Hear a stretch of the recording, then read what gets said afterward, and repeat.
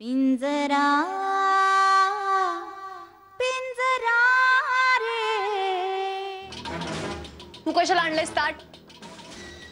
मग अजून कोणी आणायला हवं होतं? आनंदी कुठे आहे? तिला दुसरी काम आहेत. मग घरातली दुसरी माणसं मेली की काय? नारायणताई, जेवणाचं ताट मी आणलं म्हणून काय जेवणाची चव बदलणार नाहीये. थोबाड फोडीन भिकारड्या जास्त बोललास तर. नारायणताई, जो काम करून पोट भरतो ना तो कधीच भिकारी नसतो. जो काहीच काम न करता नुसता जगत असतो तो भिकारी असतो. कळलं का? मी जीव घेईन तुझा. माने बाबांचा ऐकलं असेल का? आज आनंदी सुद्धा माझ्यासाठी जेवण घेऊन नाही आली. याचा अर्थ वीरला मी जे काही सांगितले ते त्याने आनंदीला सांगितलं असणार. डोकं भणभणतंय माझं. काय करावं सुचत नाहीये.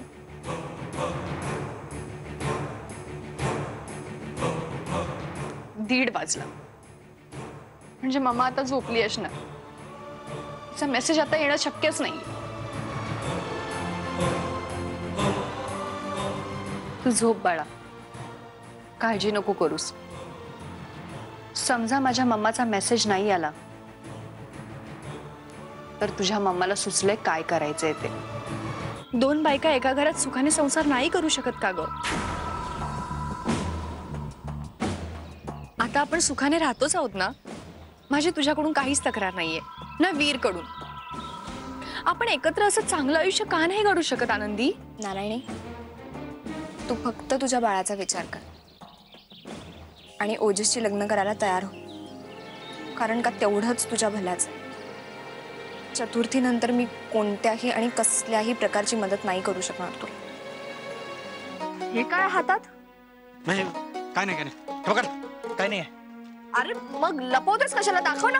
काय तुझ्या कामाचं काही नाहीये. तुझ्या कामाचं काही नाही. गजा, माझ्यासाठी आणलंस ना?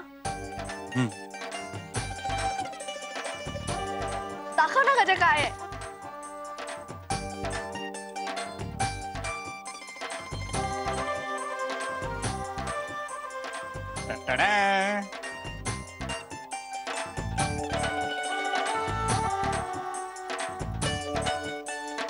ओ मिसेस, जरा नेसून दाखवा की.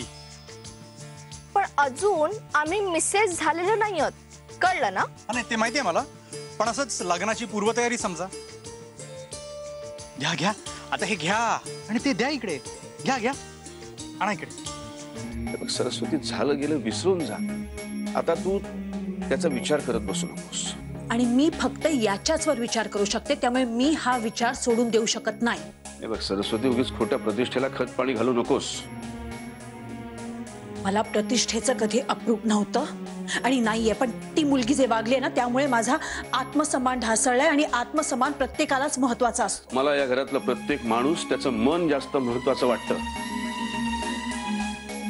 त्या मुलीला मन आहे किंवा ती माणूस आहे असं जर का तुम्हाला वाटत असेल ना तर ती तुमची चूक आहे. हे बघ,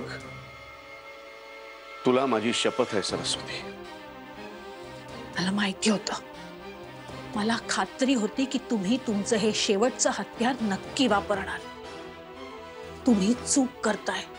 काय चूक काय बरोबर हे काळ ठरवतो.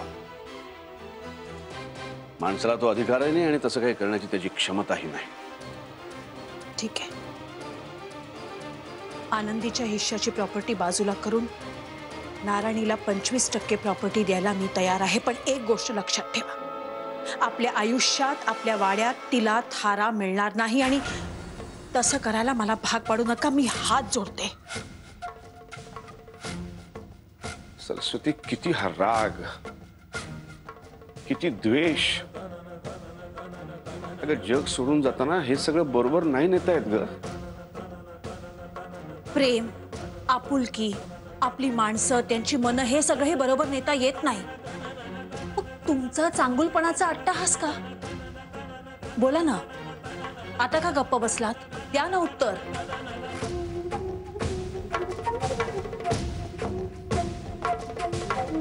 पिंजरा